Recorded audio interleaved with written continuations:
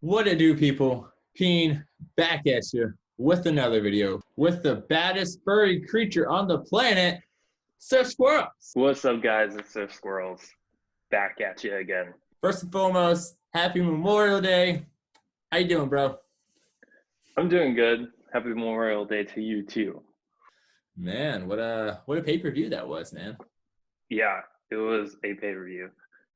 Yeah, the whole reason this whole video is late is because I couldn't watch it live because I had like prior engagements. So that's my bad. I didn't know when Double or Nothing was at the time.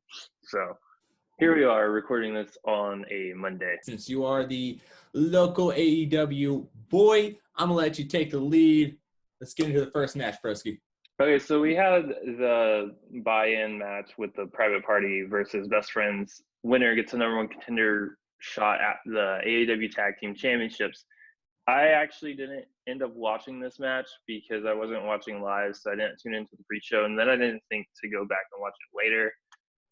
Best Friends won. Best Friends are your number one contenders for the tag titles, which I kind of saw coming. So hopefully it was a good match for everybody who watched it. Me, on the other hand, I did not get to watch all of it. I watched clips of it because I just got home, so I was trying to chill with my mom and dad for a little time being for the pay-per-view. And then BR was acting weird. Like, I would go on BR Live to watch the pre-show. It was all fucked up. Everyone across the country was complaining about it, so I watched snippets on YouTube during it, and then finally BR Live got working, and I was getting my dinner. So what I did catch, cool match. Best Friends won. Okay, so next up we had the actual first match on the show, the Casino Ladder match. And there were injuries in this match. I'm sure Darby looked like he took a bad spill when he did that skateboard spot. That was nasty looking. And who was the mystery opponent? It was former Impact World Champion Brian Cage. And it seems as if him and Darby might be going into a bit of a feud because he is partnered with Taz. And if you've been keeping up with Dynamite, Darby has been turning down Taz almost every week. Taz keeps trying to offer him help, advice, and Darby's like, go away, leave me alone. So now Brian Cage is Taz's guy. So this is going to be interesting. Brian Cage ends up winning the match. So he's the number one contender for the AEW World Championship. He practically killed Darby to win the match when he like bench pressed him on the ladder and threw him into another ladder. We had Jimmy Havoc and Penelope Ford getting involved to help Kip Sabian a little bit. That was kind of fun. Orange Cassidy, as always, he was trying to reach the chip without climbing the ladder because he was too lazy. So he was just kind of reaching up, and then he would like maybe step on the ladder while it was laying on the ground and try to get it. It was great. Brian Cage came into the match, and they decided to team up. Everybody just teamed up. Heels and faces didn't matter. And then they kind of buried him under a bunch of props, kind of like what happened with Cena a while back in WWE. And then Brian Cage emerged, won the chip. I love it. I love Brian Cage. If you guys don't know already, I'm a big Impact Wrestling fan. So I watched Brian Cage's last match. He freaking Super Cena his bicep or tricep or whatever it was injured. I was like, holy crap. I'm happy Brian Cage won. Orange Cassidy was hilarious. He had the SCU spot in the beginning. That was cool because you had Kaz came out and they're like, oh, who's next? And you hear SCU. Yeah, I love that where it started off with SCU against each other. That was cool. Darby Allin's spot was cool, but I'm like, he skateboards. Him going through the ladder and acting injured? I'm pretty sure he's jumped up higher, but I don't know. It's wrestling. Yeah, he posts videos of him jumping off of roofs all the time. I'm happy Brian Cage won. He's with my boy Taz. Oh, yeah, I love this match. It was really good. It was a really good opener, and it was really hard to put anything lower than it because I thought it was already really good, but then you, like, realize it's kind of like a multi-man match, so usually they're not as good. But I was highly entertained, and I thought this was damn near perfect casino ladder match. I ended up loving that Cage was the mystery opponent. I didn't have him on my radar because I didn't think he was healed fully yet, so I didn't think it would be him. I figured he had signed probably with AEW because there were rumors a while back that he did, and he kind of shot those down and said he didn't sign with anybody. I give it a 3 out of 5 stars. Good match, not bad at all. I gave it a 3. Like, cool opener. Got some spots. Got Luchasaurus, Brian Cage stare down. That was really cool. Next up, we had what I predicted to be match of the night in our prediction video. We had Jungle Boy versus MJF in just a normal singles match. Nothing on the line here. No stipulations, just a singles match.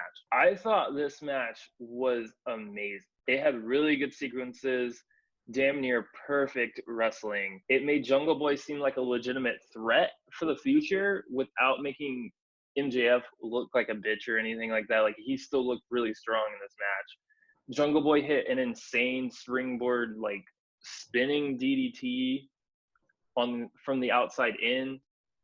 I don't even know what to say about this match. There were so many spots I could bring up. It was great. MJF ends up getting the win over Jungle Boy, though. So I'm sure that probably didn't sit well with you. What did you think of the match? God damn, what a freaking match. You guys know I don't like MJF. He's a little turd. But holy shit, that boy can go. And so can Jungle Boy. They both can go. They're like, what, 22 years old, and they're just like having out a freaking classic right there. Oh my God, that's genius. And it's a heel. Like, MJF didn't cheat. He just outthought Jungle Boy. My favorite part was when I think they had each other in a body scissors, and they were both just kind of standing on their heads staring at each other.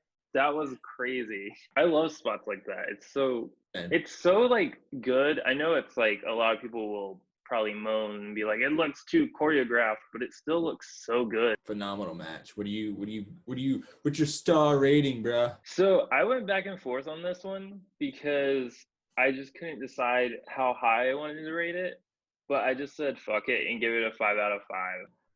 I gave it a 4.5 out of 5. There's another match that we will get into later that was my match of the night.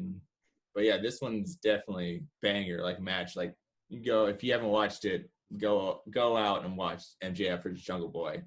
Next up, we had the TNT title match. And before we get into anything, everyone's going to probably want to know, what do you think of the title? I got to get the elephant out of the room. I do not like belts that have red straps.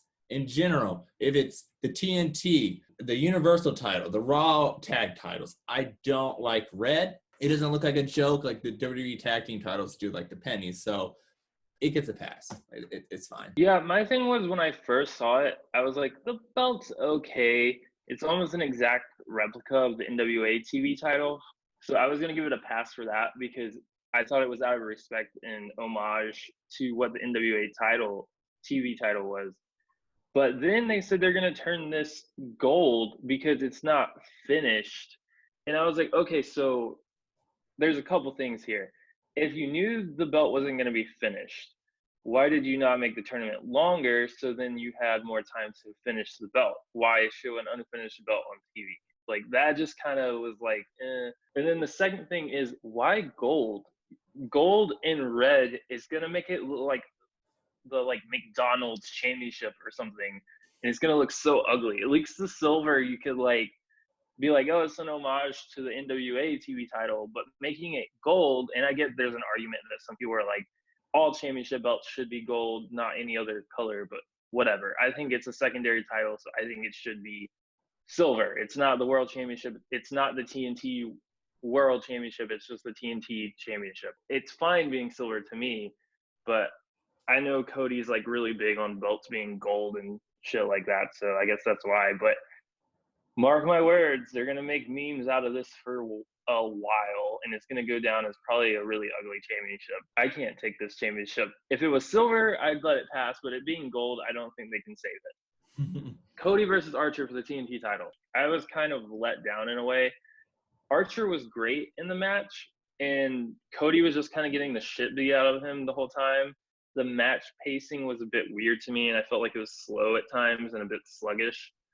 Cody was rarely getting any offense in, and then just kind of came out of nowhere once Arn and Jake got thrown out by Tyson. Kind of just got the win, like, by hitting 2 crossroads, and that was it. I don't know. I didn't really enjoy this match. I think this might have been one of my least favorite matches of the night. It was definitely my least favorite match. I did get a whole laugh of Mike Tyson just saying, "Get the fuck out of here," to Arn. Mike Tyson, this whole match was like hysterical. And like even before when Lance just like chucked the guy, and Mike was just like, he just started laughing. Granted, there is that one shot of him yawning, but like, Hey, I mean, he's like 60 and it's past his bedtime probably. And the dude like works out all day. So that's probably what it was. the match is what it is. I feel like they could have done more.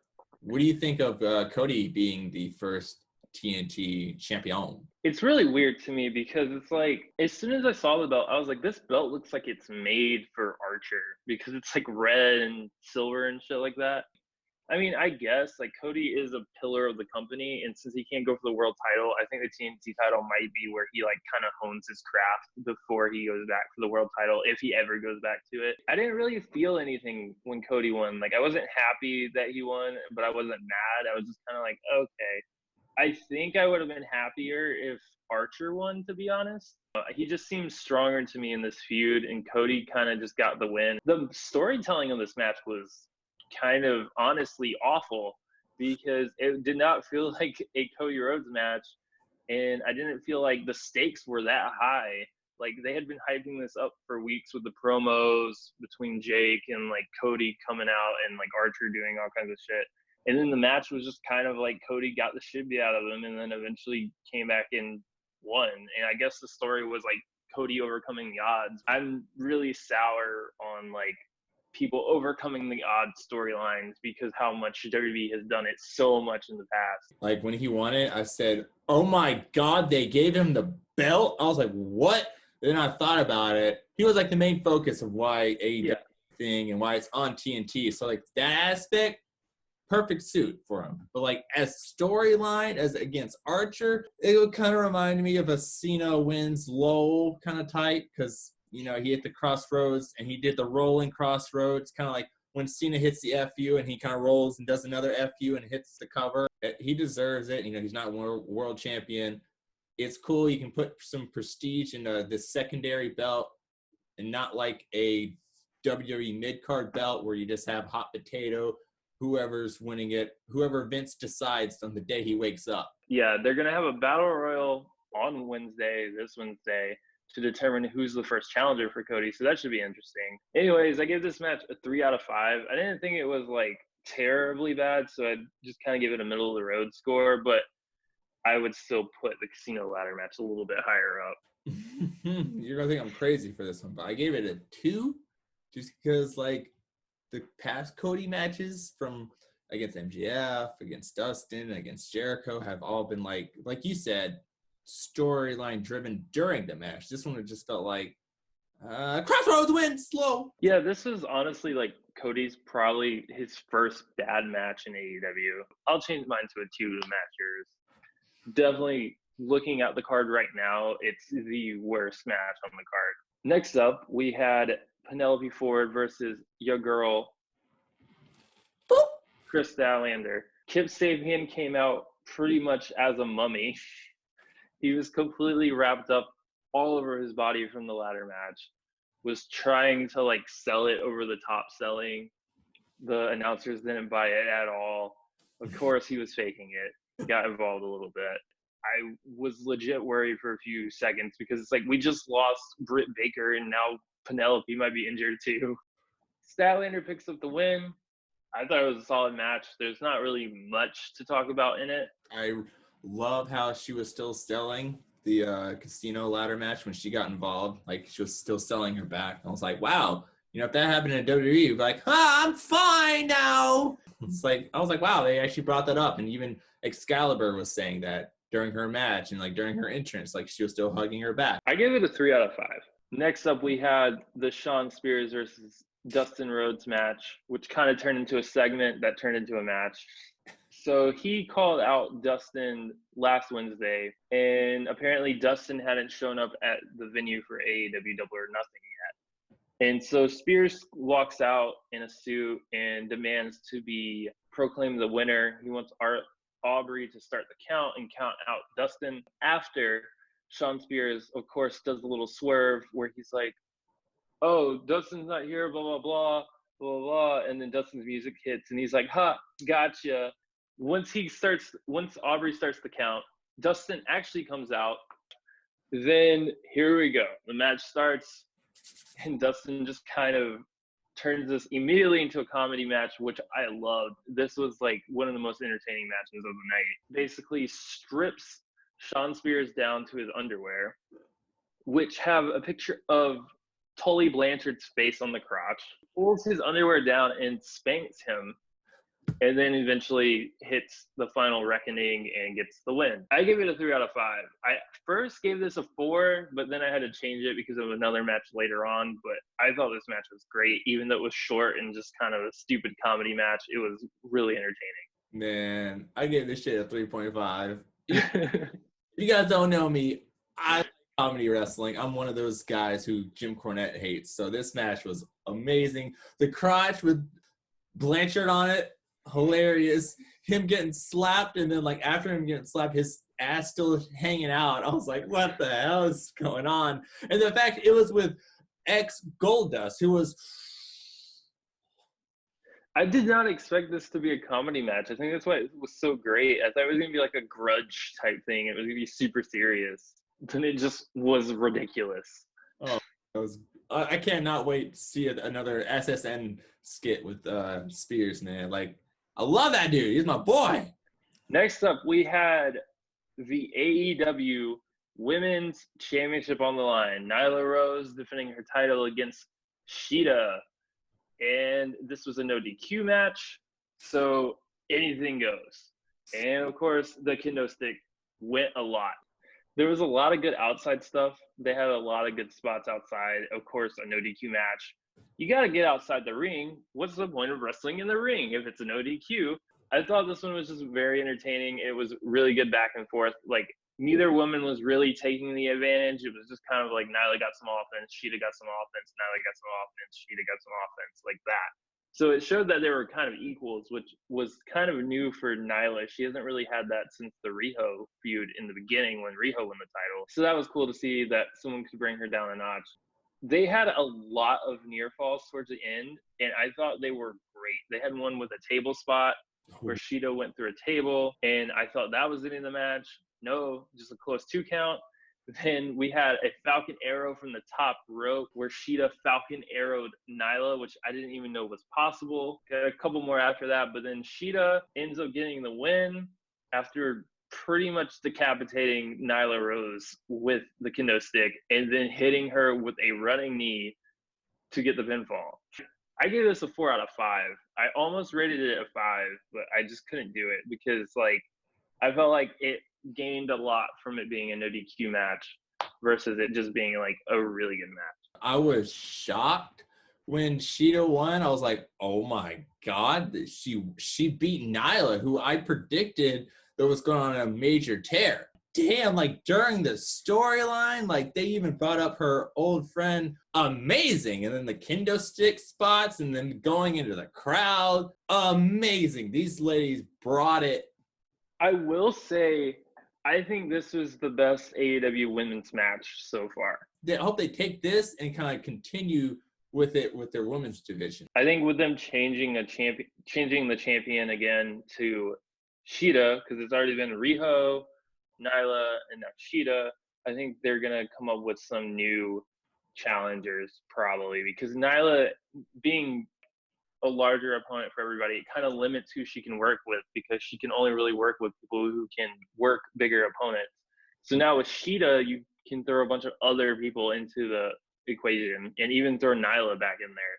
So this is going to be interesting to see. Next up, we have the first of the 2 main events, which is there really ever 2 main events? There's only 1 main event, but you can pretend there is, like AEW did last night. The AEW World Championship match.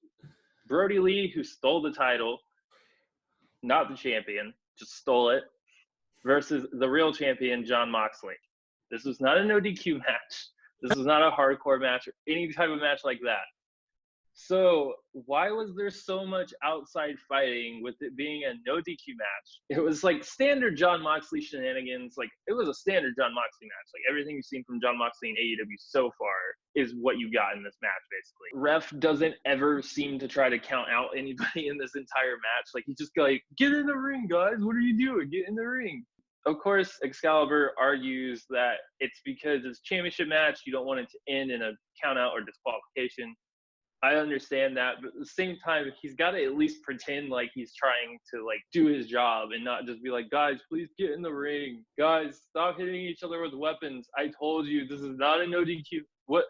Don't do no stop. We got a paradigm shift through the stage, which I thought was really good. Brody kicking out at 1 after being bloodied and taking a paradigm shift through the stage. And I believe he took another one like right before the kicking out at 1. So he takes 2 paradigm shifts, 1 through a stage. He's bleeding everywhere. Mox absolutely loses it, starts just beating the shit out of Brody. Brody's bleeding everywhere, kicks out 2 from a Death Rider, which is the AEW calls it the paradigm shift, but when he lifts them up is a Death Rider. That's what he does in Japan. Moxley wins with a sleeper, or they call it like a bulldog choke or something. Brody doesn't tap. So Brody just passes out. So it doesn't hurt Brody at all. So they figured out how to do this without making Brody be punked down or drop a notch. We've been watching WWE for years now, and you know how annoying it is to hear a ref count 1, 2, all the way up to 10, and hear the announcer say, well, he's got championship advantage, and not making it feel like a big-ass match, and the referee saying, hey, this is the world champion. We're not going to have it end in a DQ or a countout. So I love that. You're going to tell Brody Lee and Moxley to get in the ring? No, you're going to get either paradigm shift or powerbomb or clothesline your own self. So, like, I agree with the ref. I would be like, all right, you do you. I'm going to try my hardest, but, like, I ain't going to get too involved because you guys are crazy motherfuckers. I love the paradigm shift through the entrance ramp. At first, they got me. I was like, oh, my God, did that really happen? Because, like, the way Brody went through, I was like, oh, my God. And then throughout, I was like, oh, okay, it was meant to happen. It was prompt like that. But still, they got me. To have Moxley win with a sleeper? What? That's genius. So 4.5 stars for me. My boy Mox retains. On to Brian Cage.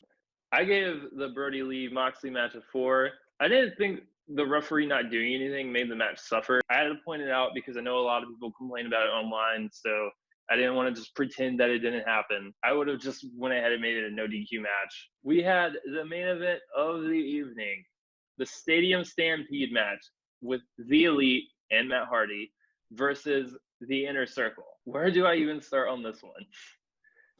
So basically, they introduced the match like it's a football game, complete with end zone entrances and Jaguars cheerleaders and the mascot and everything. The Inner Circle comes out and they're wearing these like custom-made football jerseys, complete with custom numbers, their names, everything. Ortiz and Sammy, for some reason, have like helmets that are too tiny for them. JR explains the significance of the numbers for like 2 seconds. He kind of just stops after he explains why Sammy is 93 and why Jericho is 72. So the Elite just have normal everyday entrances. They still come out of the tunnel like it's a football game, but they just kind of make their own entrances. Both teams run to midfield as Aubrey blows a whistle to signify the start of the match, which I thought was a nice touch and pretty funny. Eventually, we learn that Hangman is not here, but Kenny seems okay with it, so something's afoot, or should I say a hoof, because Hangman's on a fucking horse. He comes in and chases Sammy away. Everyone gets to the ring, and I noticed something that I didn't really see a lot of people pointing out on Twitter when I went back through the hashtags and looked around. They had fake coaches on the sidelines. There's like a guy in the background, and he was holding like one of the little game plan things and just like talking in it and had a headset on and like had an Inner Circle shirt on, and he was like pacing back and forth on the sideline. They never shown if the Elite had a coach, but there was a fake coach 100% on the sidelines for the Inner Circle. Sammy comes running back out of the tunnel as the Inner Circle and all the cheerleaders start chanting his name. I guess the cheerleaders made a heel turn, not sure what that was about. Sammy hits a couple shooting stars that look really good. Matt Jackson moonsaults off the goalpost, which was ridiculous. And he said Nick was going to do it. I don't know. I guess Nick was like, no, I'm not doing that. You can do it, though. And he has hurt ribs, too. I'm like, what are you doing? Why'd you do that? So, like, 10 minutes, maybe a little longer has passed, and Hangman is nowhere to be seen. We find him in the back, riding his horse, just searching for Sammy. But instead, he finds the bar and decides to go have a drink. We go back to Santana and Ortiz. They put Omega through a barricade up in the stands. Santana and Ortiz then make their way to Matt Hardy. They throw Matt Hardy in the pool. Santana gets in to fight Matt Hardy, but then Ortiz refuses because he says he can't swim. Santana yells at him and tells him to get in anyway, basically. And then the whole Matt Hardy thing happens. So after Ortiz finally gets in from being a batejo, he gets him and LAX, Pride and Power Forward, gets Matt Hardy. They dump him underwater. So all of a sudden, you see Matt Hardy come back as the Matt Hardy Boy one going, oh! They scrap a little bit. They throw him back under the pool. You see Matt Hardy do like this. And all of a sudden, you get the matter of fact. And all of a sudden, you see on the side of the screen, it says, Hardy can hold his breath for numerous seconds, or I don't know how long it was. And then the funny thing is, while they were doing that, Proud and Powerful were like, so Matt Hardy, V1 comes, fights with them. They throw him back under the water. They pan to Matt Hardy. He's just like, so he comes back as Broken Matt Hardy because, you know, the pool had a little bit of the lake of reincarnation. Yes! Matt Hardy gets Ortiz to the bell, rings the bell. He goes, ah, and then he gets him in the wheel of chair, duct tapes him. Yes! So Hardy and Santana start fighting away from the bell. And away from Ortiz, and then it kind of cuts back, and Ortiz is like taped in the wheelchair, and he's like scooting himself along. He's like, "Get back here!" And then Hardy gets the other one and throws him in the ice box, and goes, "This will help with your swelling, yes." Then we cut to Jake Hager, who's all of a sudden looking for Adam Page. He finds the horse, then he finds Hangman at the bar. He sits down and joins him for a drink. And they kind of have a little conversation. He's like, should we have a drink or should we fight? And then Heyman's like, you know, what's the difference? Then they just start slugging it out in the bar. Hager beats the shit out of Hangman. He throws him onto a pool table, and then he drags him across the bar like they do in the movies. Eventually, Kenny comes to save Hangman, and then they take out Hager. Kenny has a glass of milk. Hangman has some whiskey and milk, which it's really gross. I don't know why he did that. That was really gross. But I like that Kenny had some milk. Then we cut to Matt Jackson and Sammy. They're going from one end zone to midfield, it looks like, while Matt is locomotioning suplex Sammy Guevara. And then it cuts to Jericho and Nick. They're fighting on the sideline with a ton of props. They got the first down markers, some footballs, a giant jaguar head, a cone that Jericho wore on his head. I don't know. There's just so much shit they used. And then you had the Jags mascot get involved. And he starts taunting Jericho. He's doing that little, like, hip thrust thing that mascots do if you've ever been to, like, any basketball or football game. You know what I'm talking about. Jericho ends up hitting him with the Judas effect. Then we go back to Matt and Sammy, who are still rolling across the field. We go back to Nick and Jericho. Nick super kicks Jericho through the kicker's practice nets that are on the sidelines. Jericho eventually grabs Floyd the baseball bat. Jericho gets a 2 count on Nick Jackson, and then he challenges the play. Throws the red flag. Jericho and Aubrey argue all the way into the replay booth. They watch the replay. Jericho's like, that's a 3. She's like, that's a 2. Obviously, that's a 2. What are you talking about? He's like, you're a piece of shit. You're the worst referee I've ever seen. Aubrey even goes as far as to say, the call on the field stands. And at this time, NFL executives have just had to be thinking of ways that they could sue this company because they made NFL look so fucking stupid in this match. In case you were wondering what Sammy and Matt Jackson are doing, they're still rolling. 100 yards later, Matt gets a touchdown. takes Sammy's head. It's still attached to his body. Don't freak out. Spikes Sammy's head. Then he does the Alex Wright dance. Rick Knox throws a yellow flag, penalizes him 15 yards for excessive celebration, while JR and Tony Schiavone shit all over Alex Wright. Poor Alex Wright. He wasn't even that bad, guys. Come on. He just had a goofy dance. Leave him alone. Nick runs down the stands and jumps onto Jericho through a table. Go back to Hangman. He has a line marker. He runs over Jericho's body with the line marker. And then the announcers just lose their shit. They cannot call the match because they're just giggling so hard. And then Tony Schiavone just loves the fact that he ran over his dick with the line marker for some reason. He's just like, huh, right in the crotch. And I'm like, Tony, how fucking old are you? Oh my God, these announcers during the match were like losing it. Like in the beginning of the match, Tony Schiavone commented that the grass was an AstroTurf, and then Excalibur was like, okay, and he was like, well, are these the other ones? And Excalibur goes, whoa, Tony, you want me to suplex son? Schiavone? He's like, no. So they taped this match on Thursday, but I feel like they recorded the announcers' reactions to it live, like in the arena while they were like watching it on a big screen. And I think that's why they were just losing their shit. Because that was literally how they were just reacting to everything. They couldn't believe what they were watching. Sammy's crawling away from the end zone, and then he like kind of passes out. Then a sprinkler goes off on his crotch. He wakes up, and he thinks he's won because he doesn't see anyone else. No one is standing. He doesn't see the rest of the inner circle. He doesn't see the elite. He's like, I won. I won. I won. And then you hear a loud roaring sound. And it cuts back to Sammy, and then the look on his face is just pure terror. And then it cuts, and you see Kenny Omega and Matt Hardy in a golf cart again. And Kenny screams, "It's time for round 2, Sammy!" It's the kind of like weird voice like that. And they start chasing Sammy away. Sammy thankfully escapes. He doesn't die this day. He makes it into the stands. Kenny chases after him. They fight their way up to a platform, which is where you realize Sammy is going to die this day. Sammy 100% will die on this day. Sammy actually ends up defending himself. He kind of takes out Kenny, and then he gets to Matt Hardy, starts choking out Matt Hardy, and then we have the debut of Neo 1, the new upgrade for Vanguard 1. He comes and gets to the distraction. Omega takes advantage and one-winged angels Sammy Guevara from the top of the end zone tunnel to the ground through some tables. The Elite get the win. They give Kenny a Gatorade bath.